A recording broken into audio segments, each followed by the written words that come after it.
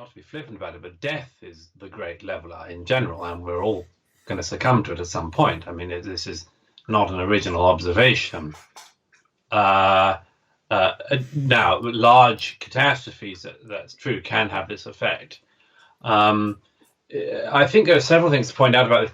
Again, there is a risk in this of us hearing what we want to hear. I just put it out there. There's been a great debate in recent years, particularly coming from the political left. The French author and economist Piketty and others, have brought the issue of inequality to the fore, and there is a risk that some people say, well, in fact, it happened. The BBC's Newsnight presenter, Emily Maitlis, weirdly, I think last week, went on a totally, I think, first ever sort of American news style anchorman sermon to the audience. Not an introduction, but a sermon of this is what we need to do, this is what we need to learn, sort of thing. And inevitably talked about inequality and how after the coronavirus we've got to tackle inequality. And I put that in the bucket of don't do that stuff. Certainly don't do it yet. In the immediate aftermath of this, all sorts of things can happen. There might be all sorts of things we should address. I mean, the first thing is to be better prepared for a pandemic like this happening again, which it almost certainly will. But when I hear people talking about things like, can this make us a more equal society? I think just hold your horses a bit. Let's get through this. And then, but as I say, there's something ugly about using pandemics to argue a political point. I mean, we've had one that interests me, of course, because I wrote about it in The Madness of Crowds, was the use of identity politics to go riding across everything. And we've seen in recent weeks, I mean, I thought at the beginning of this pandemic, well, at least those people will shut up for a bit.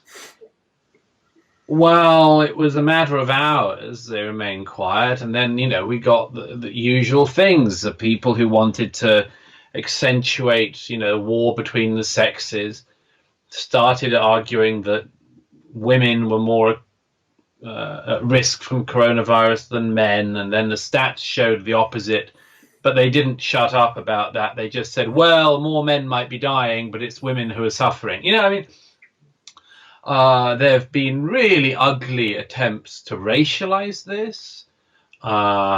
People saying that ethnic minorities suffer more, therefore, using quite often very easy to refute statistics to do that stuff. Very early on, there were reports, saying things like the BBC ran this, was how difficult it is in coronavirus for gay people who have homophobic parents.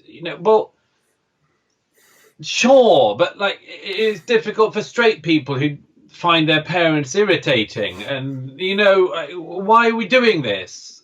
So there has been quite a lot of that. My hope is that all these things, all these attempts to politicize from every direction, just dampen down a bit. They have dampened down a bit, but just that we sort of stick with that.